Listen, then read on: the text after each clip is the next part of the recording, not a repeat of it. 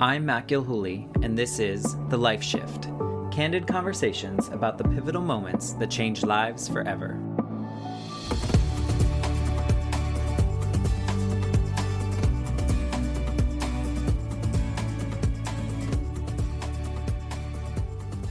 Hello, my friends. I am here with my friend Morgan, who's joining us from Germany? Yeah, Germany. Is that where we are these days? These days, It looks very bright there. Well, only for the next few hours. We're getting longer on the days, but we lose like quickly here. Yeah. Yeah, well, it looks really nice. Whatever's happening there, the color of the sun hitting your face looks gorgeous. Thank you. You're welcome. So Morgan and I were just talking a little bit before we started recording, and we were talking about how we know each other. So she knows what year it was because it was a blip in time. When was that? 98 to no, just kidding. 97 to 98. Seems so long ago. Right. Yeah. Well, most of the people that I'm talking to on this podcast so far go back to high school years. I actually talked to my third grade best friend. And so when we talked about it, we were like 1989. Oh, yeah. So 97 sounds pretty recent in this case. Yeah. I don't feel like it's much past that either. So, I mean. But you know what?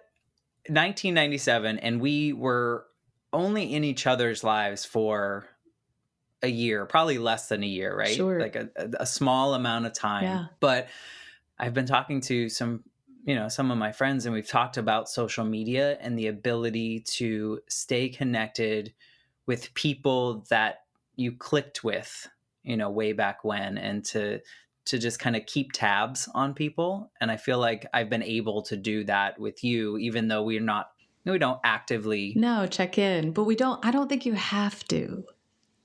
Right. Yeah. When you feel like you've clicked with somebody, you lose that judgment of, okay, I need to always click and connect. And instead you're just happy. My husband even said, "Oh, is that the guy that moved out to the Midwest for a while?" I was like, "That's totally him." So I talk about you too. Like, we don't talk much, but I happen to talk about you often too. No. And I've been watching your journey, and I'm so glad that you're on here to share a little bit about it, because I think it's going to resonate with a lot of people. My goal with this podcast is truly to highlight the pivotal moments that have changed people's lives completely, but also to allow the space for someone to, one, share their story, but two, for people listening to know that they're not alone and to know that there is a community. And I've talked to people about really positive shifts or things that have kicked them into high gear. And I've also talked to people about things that have drastically changed their lives, which in a seemingly tough moment, yet at the end of the day, have found ways to really create the life that they probably wanted to create all along. So it's been a really interesting journey. So I'm really glad that you're here to share. I'm glad you're doing it. I think it's very necessary right now. So thank you. Well, I'm excited about it. It's really, these conversations are really warming my heart. I know I've said that to you, and I didn't realize how much creating this podcast would change me. I've gone through my own life shifts and things along the way, and I've always been open about them. And your pivotal moment that I think we're going to be talking about, you were quite open about it, and I connected immediately to that.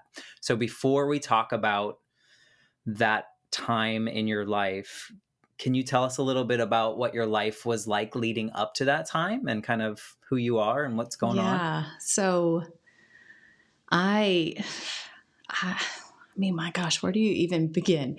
Wrap it into, I'm a military spouse, so we do not stay in one spot more than about 2 to 3 years. I had many moves under my belt. I've lived in many countries, many different states. I've seen incredible things, but with that is pretty stressful too. My husband was deployed twice to Iraq. He was gone a bit, and the stress of moving, and I was an entrepreneur, and I was trying to do that from afar and raise a family. And so things were quite stressful in my life at that point. I was living in Italy. And that wasn't stressful. That was like the first time I felt like, wow, I feel home here. But things were kind of still unstable. I started to feel like things were falling apart. Yeah. And I was Yeah. pregnant with my second child too. And To add to that yeah, stress. stress, my husband and my relationship weren't great. Yeah, it was so many things that I think has finally culminated after 36 years of a lot of stress and abuse and lack of self-care. Yeah, things were just not good. Do you think, before we go into that, you mentioned lack of self-care.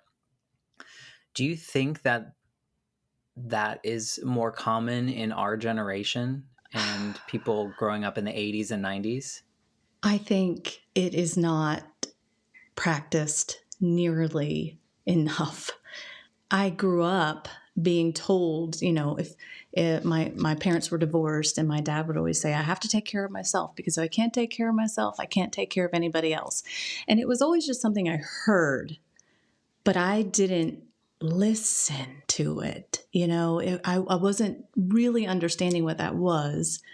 And so I didn't really do it. I mean, mind, body, soul is taking care of yourself. And if you neglect one of those things, then the other things will feel unbalanced and just fall away too. And as a society, we just don't do it. We rush, rush, rush. We want to make money, money, money. The best grades, the best cars, like people get so consumed with everything else and neglect themselves. Yeah. You were doing the checklist life. I feel like Yeah. that's what my life was. It was very much like, okay, you have to do well in high school so that you can go to the good college. Yeah. And then you're going to do well in college so that you can get the good job. And Mm-hmm. then when you get the good job, then you need to get promoted. Yeah. So it was very much like, Check, check. check. Yeah. And in these conversations, so many of my conversations have been with people that are in our generation. And so that's why I was curious if you think it's generational, because I feel like nowadays people are more aware than before. Maybe not as much as they should be, but more self-aware, more self-care, especially over the last 2 years of the pandemic. Do you agree? I 100% agree. And I'm looking at it as the Great Awakening. People are waking up and they're realizing they're waking up from what they thought was a dream, right? But only to realize maybe it's kind of a nightmare and we can make it a dream. And I mean, hello, think about what has preceded and then been present right now. The Great Reset. You can call it the Great Reset. People are waking up, and it's time in large quantities, because we couldn't keep going along the same way we were going. Yeah, so it was time. We are starting. This generation is really, I think, starting to wake up fast, and it's amazing. I've always been someone that's, hard on my sleeve. I'm going to share everything. And so it's nice to see that more and more people are feeling confident in that and not scared to be a human, instead of a cog. Showing Right. like a literal vulnerability. I mean, we're taught like don't show vulnerability. Like, you show Right. weakness, but yeah, Men can't cry. can't cry. Yeah. Well, yeah. I enjoy a good cry. I'm just going to put that out there. I need that. Yeah, you have to. It's a release. Right. Everybody needs to. So what are we talking, like 5 or 6 years ago? Actually, almost. Now, I had just given birth, actually. Things were going on. The pregnancy was really hard. Things were going on in my body, but we kind of just said, oh, it's pregnancy. But before that, leading up to that, I had other things happening. I felt my body kind of falling apart piece by piece, and things like I thought I was a freaking hypochondriac. Like, I was always going to the doctor and I would say, this is wrong with me. And they're like, oh, it's this. So fast forward, I have my son and in August. So August will be 5 years. And forgive me if I cry. Sometimes I do, sometimes I don't. Depends on where I am in my headspace right now. Like we just said, crying is important and it's part of humanity, and Yeah. honor it. I try, but I think, how many times do I have to cry about this? And then my higher self goes, well, as many times as you need. Exactly. So I put my son down to sleep in a nap, and I turn a sound machine on every time he would fall asleep, because he was like a rotten sleeper. And if he heard anything, he would just wake up. So sound machine necessary, turn it on. So I lay him down, and I'm like, oh, wait a minute, that sound machine's not on. And so I turn my head, I'm like, oh, man, it must have a short. I thought it had a short. It's on, it's on. And I lean back to my son, and I go to give him a kiss, and I'm like, that darn thing's off again. And I whip my head around, and I hear it's not off. It's on. I couldn't hear anything from my left side of my ear all of a sudden. And I thought, oh my God, that's not normal. And I raced to the other room.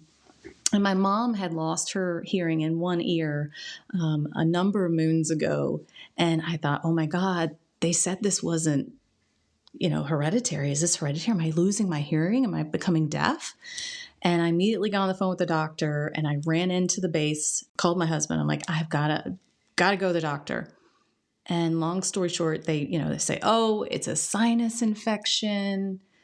It's postpartum. They tried to tell me I lost my hearing because I had just had a son, and or a child. Basically, I was stressed, and I'm going, none of this is feeling right. And they sent me home, and I said, I don't like this. And so I requested to go see a hearing doctor, an audiologist on the economy in Italy. And after a couple of days, I went into the audiologist, and he confirmed everything. I had no hearing. It was very minimal. And he gave me like steroid injections, and he says, maybe a few days by the beach will do, with some steroid injections, relax, rest. And I went to Spain. I went to Barcelona that weekend. And as I'm in Barcelona, I started to deteriorate even more. I was walking around like I was drunk. And I mean, I hadn't even had any sangria yet. So I was just Right. Yeah. like, come on. Yeah. I was like, at least let me get some of that, into the system. Why am I so weird looking? And then I couldn't talk. All of a sudden, my husband said like he couldn't understand anything coming out of my mouth, really. I would like trip over my words. And then I would, my hands were a bit shaky. Like things were just not normal. Right. And these weren't happening prior to this in little No, blips or anything. These are all new. like this, like one after the other, very quickly.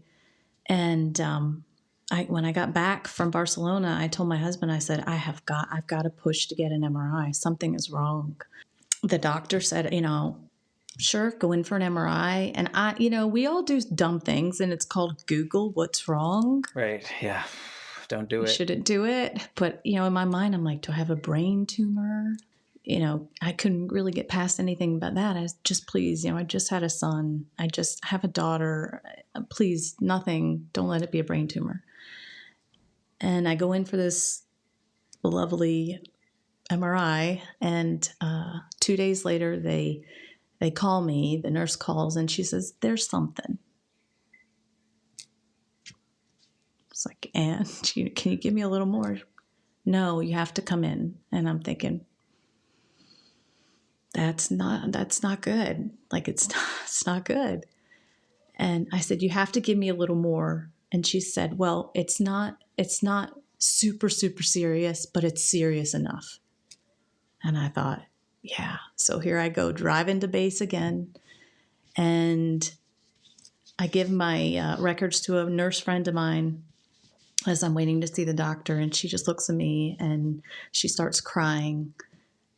And all of a sudden, I knew, because one of the other things other than a brain tumor were lesions on the brain. And she's like, you have MS. And I said, MS? She goes, multiple sclerosis. And I went, no, that's not right. How could that be? And through a lot of, pain and you were in your 30s at the time, right? I was 36. I had just turned 36. We don't hear enough about MS. And so No, I'm 30. No, the only thing I knew about it is Richard Pryor had it. It's like Right. it. Yeah, you don't. And even now, you don't hear too many. You hear a little bit more, but you don't hear too many Mm-mm. people publicly speaking about it. But do you know how common it is? It is Right. so common. And people get misdiagnosed all the time with other things. It's rheumatoid arthritis, lupus. It's an autoimmune disease, and essentially, it can and they say will eventually take your life. And depending on the type you have, it depicts the journey. It tells you what the journey is going to be. It's a very deteriorating disease. And I was officially diagnosed in October. And the doctor basically said, you're going to have to be on drugs the rest of your life. And you're going to have to hope that things don't progress quickly and get a hearing aid and good luck. And that was it. Yeah, your life completely changed in the like 10 words that he shared with you. Yeah. Yeah. Or even your friend next to you. Yeah. I was told over a video teleconferencing appointment because they were in Landstuhl, which is further in Germany, and I was in Italy. And I'll never forget how when you receive news, like life-altering news, and you're looking at a computer screen and you're seeing this doctor basically, say, I'm really sorry to inform you, and Right. Just like very matter of fact. yeah, it was pretty profound. And I looked over, my husband was sitting beside me, and I could see him just starting to cry. And then even the guy running the video teleconferencing just kind of had this look on his face, and you could see his eyes start to well up, and everything stopped. Like the world just stopped. You ever have a moment where it just stops, Matt? Yeah. Yeah. Yeah. I have not quite so personal, I guess, in the case of like yours, but yeah, when I found out my mom was dead, or like when I watched my grandmother die, everything stopped. For me, everything stopped. It wasn't a long period of time, but it was profound enough that I can remember those precise moments. But Yeah. nothing quite as internal as yours, I would Well, no, imagine. I wouldn't do that. I don't detract from it. I think those are like some of our most present moments, Yep. and they're gifts. And Yes. we don't unpackage them right then, but we remember the present, right? And then, we have time afterwards to kind of unpack it. And it took me a few months in a very dark hole to unpack it. But those moments are like so profound. Yeah. Yeah. Looking back on that moment, what are you most grateful for that silence, that stop, if there is anything? Yeah, there was. I think there was a little bit of relief. Because of an answer? Yeah, because of an answer, because I had so many symptoms for years. My husband used to say my favorite activity was sleeping. I mean, that's not, normal. It just, I would sleep so much. Yeah, but just look, and how many times I went to the doctor with actual ailments that were indicators for MS. Right. But Yeah. just knowing that in that moment, my world and life, no matter what it was going to be, was going to change. And I didn't want to focus on anything else at that moment in time other than I heard the answer. I heard what the problem is. And now I need to let it sit for a minute before I start losing my ever living mind. Right, because we were programmed to panic when Yeah. you get bad news, but I can understand the, I don't know if relief is the right word, but to get an answer, Yeah. because I think with answers, or at least with a diagnosis, you can move forward in some kind of knowledge. You can move forward with, Healing. yeah, you can find a way versus the years and years of you having symptoms and being told to take this steroid shot, or it's a sinus infection, or you just had a baby, so therefore you lost your hearing. Like those things don't quite make sense, and you can't really do anything with them, right? You can't move forward with any of those answers from the doctors. But with a diagnosis, at least okay, here's what a potential path is going to look Right. like. Here's maybe how I can attack this or move forward Yeah. and live. And live. Yeah. Yeah. And I think the best part about all of it is that the path forward, just like our checklist we were talking about in life, it's a checklist for a lot of people. And it's only when you look outside of that checklist and make your own checklist that you truly are able to live your life. And I decided that I wasn't going to go by the checklist that they wanted me to go by. I believed there is another way. There is another path. There's another checklist. And I'm going to make my own darn checklist and walk down my own path. And I am going to prove so many people wrong that it's going to be life-changing for myself, for my children, for my family, for friends, for anybody that needs the Right. life-changing example. And Right. I completely took doctors by surprise. My hearing is back. I lost 70 pounds. I walk fine. I talk fine. All of my symptoms have reversed. And I didn't use one drug to do it. And the doctor said, "This is not possible." Yeah. Yeah. He said, I'll show you. Yeah. How long did it take you to get to the point where you were ready to make that new checklist? Because you said that you went through a little bit of a dark period. Yeah, I would say I went into a pretty dark space for maybe a month. Maybe less, probably 3 weeks, I think. 3 weeks I was in a pretty dark space. And in that time, I started to ask hard questions, really hard questions. Like, how have you been treating yourself? How do you show up in the world? Like, what are you going to get by taking these drugs?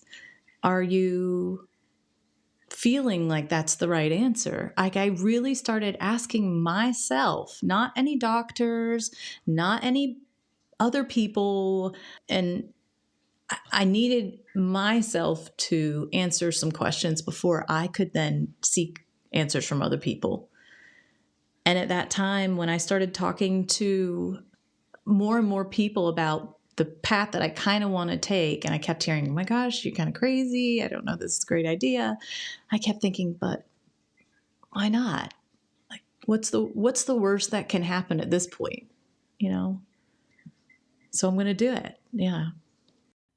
Yeah. And I would imagine that people, that probably felt authentic to you, and people challenging you against it were like, no, this is in my heart. This is how I'm feeling. This is going to work. This is the way I'm going to go. I vividly remember a Facebook Live or a video that you did. Yeah. And I mean, I want to say it was like over an hour.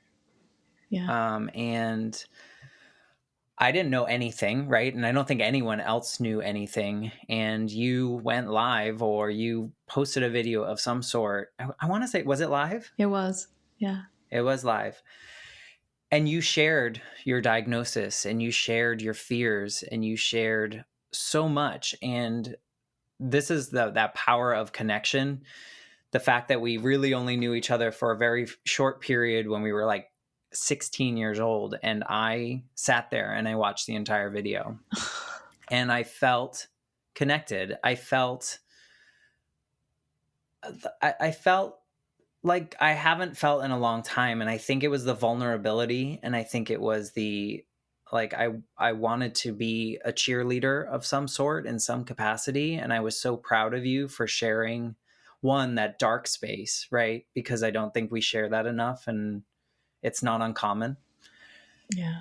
But what was that helpful for you, that live, that what you did Yeah. there? Um, well, what's really interesting is right after that, I actually stopped needing my hearing aid. And I think that was pretty significant that my hearing came back. I felt like it was a very healing thing for me to do, which was to Yeah, finally tell people, because I did. I kept it kind of secretive. Not that I was ashamed, but maybe just fear over the judgment of the path that I picked, which was a all right, natural path. And there were some naysayers, and it was hard to put myself out there, because you put yourself out there and people are now looking to you to be that example that you're talking about. And I needed to hold myself accountable. And that was me holding myself accountable. It was showing the world that I'm not afraid, that I can listen to myself. And when I listen to myself, I really find the right answers. And I'm okay. I'm going to be okay because I'm taking care of myself now and I'm loving myself. And no matter what the journey is, I'm loving the journey too. I'm finding peace in the journey. That diagnosis changed so many things about my life, that if I didn't have it, if I didn't have that diagnosis, I mean, we all say we wouldn't be the people we are today without our messes, right? Our mess is our message, essentially. But I can't imagine, Matt, there is no other way I would have come to where I am today if I hadn't right. been diagnosed with MS. It's, and I'm so in love with who I am today. I'm a whole different person. And I thank my MS daily. Thank you. Thank you. Because it put things into perspective, probably, Yeah. and it created a new path. And how you chose to take that path is probably more authentic than the previous version of you would have been. Yeah. And people have seen it and they've reached out, and I've been able to help guide people in that same direction. And that is incredible. Yeah, I say the same thing. I've said it a couple times in some of these conversations of, if people ask me if you could go back and change, your mom not dying. And I say, well, at this point, no, I wouldn't change it, because I am who I am because of those moments. And had I not faced significant loss at that age, I wouldn't have the relationships that I have now. I wouldn't be where I am now. And I am happy with who I am now, that I wouldn't change those things. So I can completely relate to, it feels weird to say, to be Yeah. grateful for such terrible moments, or seemingly on the outside terrible moments, that have been part of our lives. So I get that. Let's change the verbiage. What do you think? How about instead of terrible, we'll say necessary? Yeah. But I don't think that a lot of people can grasp that just yet. And I hope, with Mm. the changes that we talked about in society, being more vulnerable and okay sharing feelings, maybe those those necessary moments will be celebrated. I think we have to challenge each other. And I think that's why I did that Facebook Live. We have to challenge each other to be willing to be vulnerable. We have to challenge each other to ask the hard questions. And we have to challenge each other to look and find positives and negatives, and not just allow people to sit in the negative all the time, because the mindset is a majority of the solution or the problem, right? And if we ask people those hard questions, and if we're our friends, if we ask our friends those hard questions, and we allow them the space, right? You have to have the space. Hopefully people gave you the space to revisit many times if you needed to, and find those answers. That's the important part, I think, is finding that space. Yeah. People are very uncomfortable. Some people are just very closed off and they haven't found that space yet to be okay with not being okay. I Hmm. think that's a big thing, especially because I'm sure there was some part of that dark space where you were grieving Yeah. the life that you had plotted in your head as a child and, what your future was going to be. And if you hadn't sat in that and asked the tough questions of yourself, you'd probably be in a different place right now. True. Absolutely true. But you gave yourself, it's so easy to stick in that negative space. It Do is you agree? fear. Fear. Yeah. It's like, but it's so weird to think this is a terrible place. Like, think about, I don't know if you've ever faced depression. I have. Yeah. And when you are depressed, it is 1000% easier, or me, to stay Yeah. depressed, to stay in that Hmm. space than it is to work my way out of it Hmm. and to challenge it. And what I've learned, at this age, what I've learned is that I have to honor it. I have to honor that depressed feeling or whatever it is. If I'm having a rough day, I have to say, I'm having a rough day and that is okay. Hmm. And I'm going to honor it for this amount of time. Hmm. And then I'm going to carry on. Right. You can't stay there. You can't. But Yeah. the early version of me, it was just easier to stay there Yeah. and not think about what was the underlying reason, but rather just like, I feel this way, Right. So many people are afraid of that. And I don't know. I think your video was just so impactful for someone that, like myself, that had no real connection to the illness or the diagnosis. I don't think anyone in my family has knowingly has MS, but something about your video and the raw emotion in it was just so impactful. And I'll always remember that. And I can't believe it was that long ago. Yeah. I know. It was when I first moved to Hawaii. So it was a year. I think it was a year to date of being diagnosed. And I mean, my hope is that I give people with this diagnosis a new face, a new way to look at it, and even people that don't have it, even people that aren't faced with this. I honestly, and this is going to sound so crazy, bear with me, bear with me. I'm here.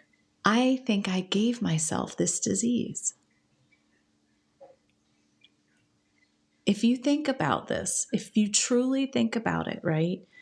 That all the stress and all the anxiety and all the abuse, the whatever it is leading up until that time, it stores in your body. You're being consumed with that depression, that darkness, and it's not going anywhere. You're just ignoring it. And it causes these issues in your body. I mean, if you truly sit down and think about it, your body is, those phrases, your body is a temple, and honor your body, and your body is a communicating vessel to you. And like, if you have shoulder pain, oh my gosh, they say don't carry the burden of the world on your shoulders. I mean, you're super stressed out, you have tight shoulders. If you think about it, all of these things added up and were telling me, screaming at me, Mo, wake up. Stop being so consumed with all these things that are harming you, or you're focused on too much. Pay attention. Start taking care of yourself. It like made you slam on the brakes. Yes, it made you slam on the brakes. It was a yes.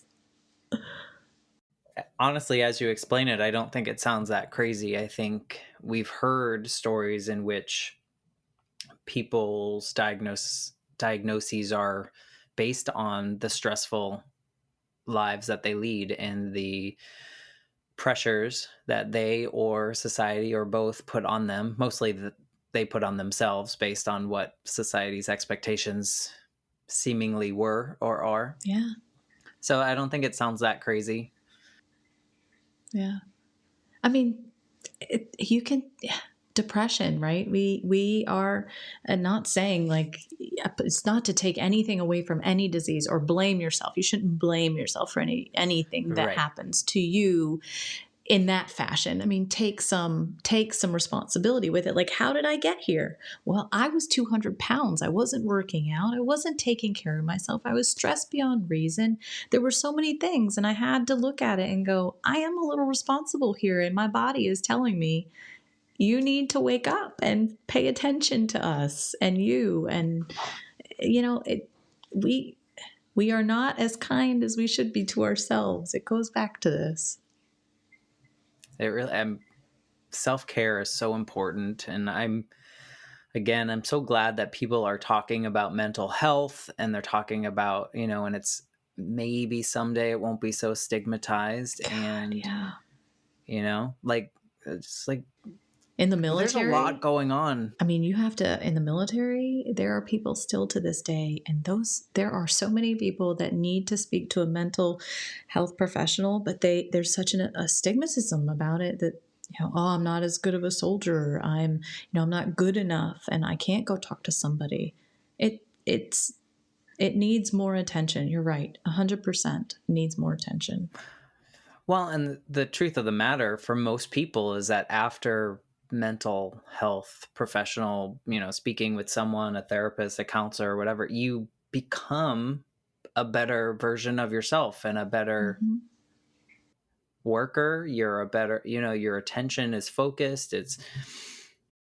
That almost doesn't make sense to me as someone that has spoken to someone before, is to say, well, no, I'm not going to be as good, or I'm not going to be seen as good. It's like, you will probably be better. Right. Yeah, it's that why do you need help? Well, I mean, we can't do everything on our own. If my AC is broken, I'm not fixing that. Right, you're calling yeah, me too. I mean, come on. Like, and you're employing people, for goodness sakes. Like, there's no reason we need to. There's a reason they've been put here. They're serving their purpose. Let's allow them to serve their purpose. I'm not a therapist either. I agree with you. But you know what? There is something to be said about having conversations like this with your friends or whatever, of just like being totally present and honest about where you are at that moment. And yes, we're not therapists, but we can help each other in a therapeutic way True. by just listening, by speaking, sharing our truth, where we're at that moment. So Giving them space. yeah. Giving them space. Yeah, and not feeling like, I feel like our generation has this as well, is that we feel oftentimes that we have to have a solution for everything. Yeah. And most of the time when I need to share something, I don't need advice. I don't need any of that. You just want someone to listen. Exactly. Yeah. Exactly. And empathize, right? So Yes. you want somebody, I think you're right. I mean, that's hitting on two very distinct characteristics of that. It is no judgment and then empathy. And if you can have those two things in that space, it's so healing. And you're right. I mean, you don't necessarily need a healthcare professional, but the people around you have to be able to give, and those are the people that give you that, right? The therapist, that's what they're trained to do, is give you the space, give you the empathy, and then help. If you want the resources, they give you the resources. But your friends are there, and they don't charge you $200 an hour. Yeah, no copays. No copays. Well, maybe like a sangria. Right? And yeah, your friends. But that's the thing too. We gotta, I don't know, I've culled my friend list quite a bit, if you look back. And have you culled your friend list? Oh yeah. Yeah. Yeah, I think it all goes to self-awareness Yeah. and acceptance of what you need and what other people need from you. And if those align, then I think that friendship can last. And I think maybe that's a normal process of just aging in general when it comes to friendships, especially for those people that are a little bit more self-aware of what they need and to protect themselves. And, there's certain things you just don't need. Amen. Good grief. Yes, you're so truly correct. And I mean, I don't know about you, but I can tell you that the way I showed up and what I thought I needed about 5 years ago is completely different than what I need and how I show up today. And gosh, if I could just, I always say that, you don't want to go back, but if I could just like let myself in on the little secret just 5 years ago, I wonder what kind of, What would you say? what would I say 5 years ago? I would probably tell myself that love is law, judgment-free zone, follow your intuition, and find balance. Yeah. Do you think that at that moment you would have listened? I think I would have taken myself a little more serious at that moment. Yeah. These are such simple things that I think when people use more words, you lose the importance of the ones that really matter. Yeah. Do you think that the 7-year ago version of you would have listened to those things? Yeah, no. Yeah. I hadn't had enough wax. Yeah, just all it takes is one big whack and you'll stop and you'll think. I don't know though. I mean, I think it depends on where you are in the time and space, Matt, though. I've had some big whacks. I've had some really big whacks. That's true.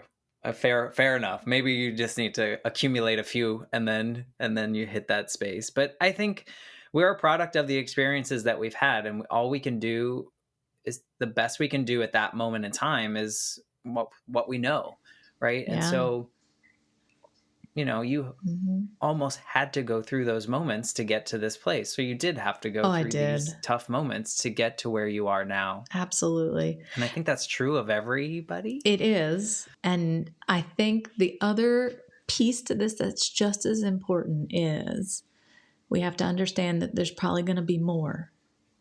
Mm-hmm. And now we just have to put every practice into play, right? And be more mindful. Yeah. I agree completely. And I actually feel that I was able to do that. When my mom died, I was 8. And in that instance, and I've said this before on this podcast, but it took me a good 20 years to grieve the loss of my mother in various ways, and certain things that I used as crutches and excuses and whatever that may be. But it took roughly 20 years. And then when my grandmother was diagnosed with cancer and eventually passed away from it, I took what I learned from taking forever to do and what I needed to do next time, if there was a next time. And I was able to literally jump, head first into grief and into what my grief journey looks like. And I was able to move through it much quicker. And so, yes, knowing that there's going to be something else that's coming. And if we can be wise enough to take what we've learned and move forward in as much of a positive way as we can, we become better people because of it. And so I agree completely, because I feel that I was thankful enough that I was able to do that. Yeah. I don't know if it was intentional, but I felt thankful enough that I was able to. Well, again, your message is your message. And so that there's something to be said about that too, Matt. You're able to then turn around and help somebody else with some tools that they necessarily wouldn't have if they hadn't also gone through the same journey. And so now you're able to offer other people a service of some sort, if not a service, the space and the empathy, right? And the no judgment. And you're able to help others through that as well. And that right there, if that's not the whole reason, the biggest reason for anything, if you can't find anything else, right? If you can't find any positives anywhere else, if you can find that, the fact that you can then help somebody else not have to feel or go through everything you did or with better tools, then, oh my gosh. But again, honestly, I look back to your same point though, I had to go through it all Yeah. that way. That first time was intentional, Yeah. whether I made those choices or not, I did, and it was for a reason, and I like to look back on that thinking that way. Yeah. I don't know if that's just delusional or if No, that's just I think you're right. I mean, what I believe, they're called contracts, and you have to fulfill a contract, and that's part of the contract with yourself. Is that's the only way you figured out you can achieve what's on the other side of it. Is you had to go through it, and I agree, you do. But if somebody could have offered me just a few simple words a little earlier on, then maybe I could have escaped just a little bit, a little portion of it, or maybe made it a little bit easier to lean on somebody. Like I had nobody to lean on. I had nobody. And if I had somebody to lean on, it surely would have been, I don't know about you, but I mean, it would have been a little more manageable. It would have been a little oh more yeah. loving. Well, and I'm sure that that's what you did for people with just that video and sharing your story, and that someone may have watched it, and without you even knowing, you provided them the space or some tool to know that, one, they're not alone, but two, you can make this work however is authentic for you and what feels the best. If we're not saying, or I'm not saying at least, that what the doctor tells you to do is wrong, but it might not be your path, Yeah. right? And so, you got to find that and find the right people and the support to kind of get through. And what you're doing is like huge, Matt. Congratulations, because you're putting a whole like library of support in here for people. I mean, my goal is not necessarily that. It's just to provide that space, like you said, and create that empathy that we're not that different, guys. Like, we're human, right? And so we have pretty much all the same emotions, and we all go through a mess, and The it's human how, experience. right. And It's if we can great. hear how someone else went through the mess, Mm-hmm. maybe that'll make our mess a little less messy, Yeah. But I want to talk about the the things that you've done for yourself since that moment, because your life has completely changed, Yeah. and I'm sure there's a lot of positives. I'm sure there are some things that are, tough still, Yeah. but share a little bit. Well, I went to my husband and I said, to the meatiest, cheesiest eater you've ever found in your life, I'm going to be a vegan. You don't have to come on this journey, but I need to do it. Part of treating MS naturally is your diet and reducing the inflammation. And so I 100% went into that conversation thinking I'll be making 5 meals. Technically, I think 3 at that point, 3 different meals. And he just said, nope, we're going to all do it together. If you're doing it, we're doing it. Wow. And I thought, wow, that's profound. All right, we're going to all do this. And then in Hawaii, I said, now we're all going gluten-free then. And he was like, whoa, whoa, whoa, whoa, whoa. But he came along on the journey. So we changed our diet dramatically. And I think that was the catalyst to the rest of it.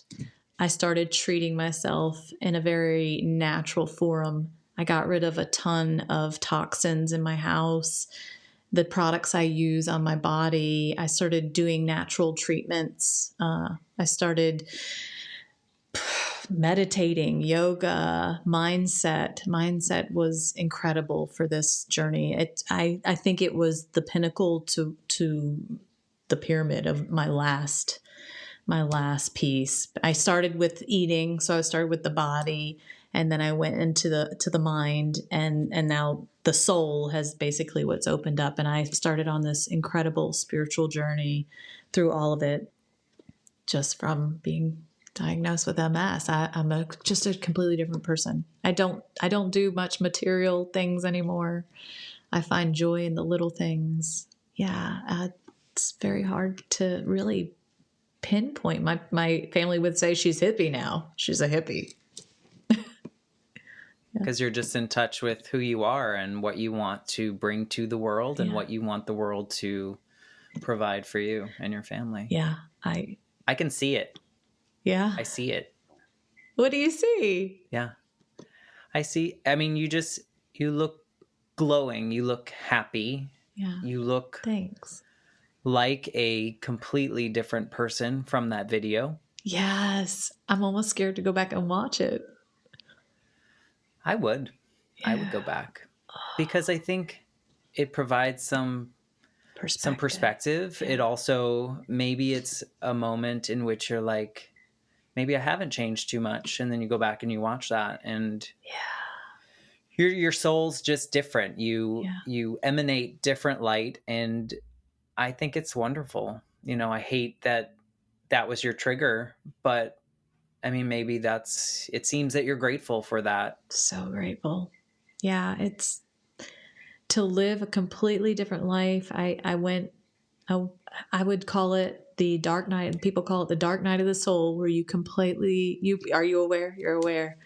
Oh my God, it's awful and awesome all at once. Holy crap. You talk about breaking down every bit of your being. The way I describe it to people that just don't understand is it's like you have this house that you think is beautiful. You've, decorated it and built it, and it's your dream home, right? And then all of a sudden you just break that sucker down to like the foundation. And then when you break it down, dark night of the soul, your journey will then build it back up. You build new walls. You figure out where you want new rooms, what they look like, how they're decorated now. You figure out what's important, what's not important, what you need in your life, what you don't need in your life. You completely rebuild your life from the ground up. Yeah. And so it threw me into the dark night of the soul. And thankfully, it's been a 2-year journey. I think I'm finally on the other end of it. And it's a doozy.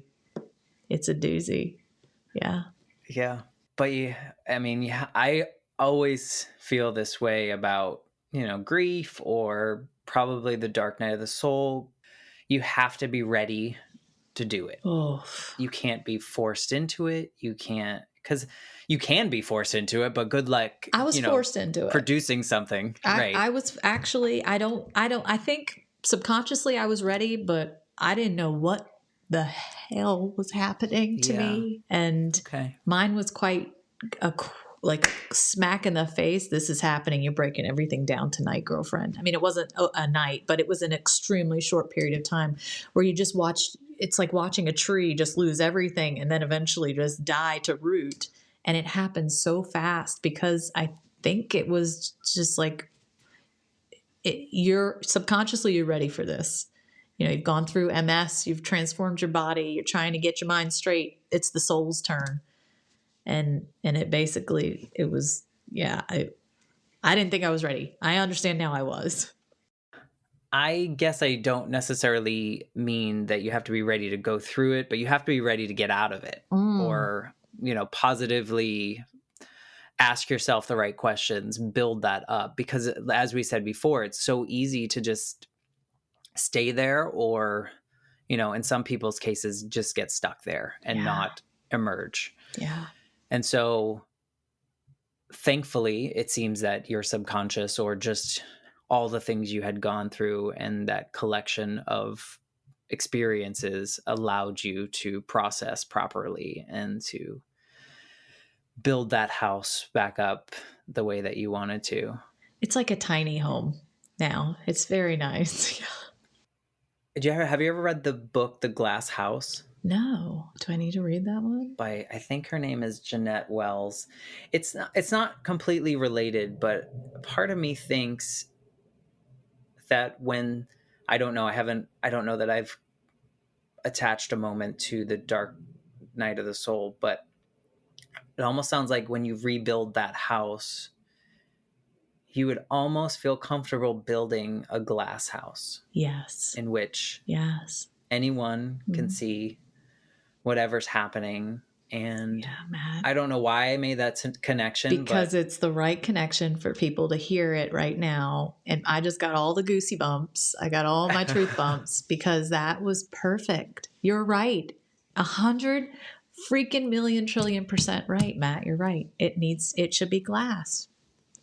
yeah, Yeah. let everyone see it. Right. You're right. Let your freak flag fly. Right. I mean, I might have some walls in my shower in my bathroom, but other than that, Give me some space. But Okay, true. Yes, yeah, I yes. mean, yeah, but imagine if everyone had no shame. Right. Not shame. I don't know if Fear that's of the right judgment. word, but fear of judgment is better. Yeah, Yeah. To absolutely. have this glass house of here's who I am, Right. and I am happy in whatever mess that I'm in right now, Mhm. because I know that this mess is part of it. What Yeah. did you say? The mess is your message. The mess is your message. I love it. Your mess is your message. What you've gone through in your life is exactly what you're supposed to speak on and help others and be in service to others with. That is just like love is law, right? Your mess is your message. If you're willing, right, to share the message, if you're willing to serve with the message, if you're willing to give the message, but it's why you're here. It's your purpose. It's your purpose in life. It is. Honestly, I don't think there's a better way to end this episode with what you just said, talking about your mess is your message. I admire you, my friend. You are helping so many other people by just sharing your story and being so authentic, and I can't wait to see what's next for you. Thanks, Matt. I appreciate that. And it feels super good showing up with all of those thoughts that do flow through my mind, but the fact that you can see it I just can. tells me I am being authentic, and yeah, damn, it feels good. It's so good to see you. Thanks. It's good to see you too. Thank you so much for doing this for everybody and for having me on. Yes. And thanks for being a part of the Life Shift podcast. And we will see you next time.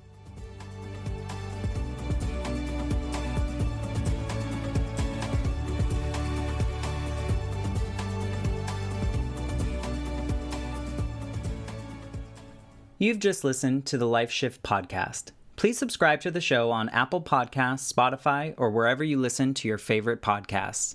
For more information about how you can support the Life Shift podcast, please visit www.thelifeshiftpodcast.com. See you next time.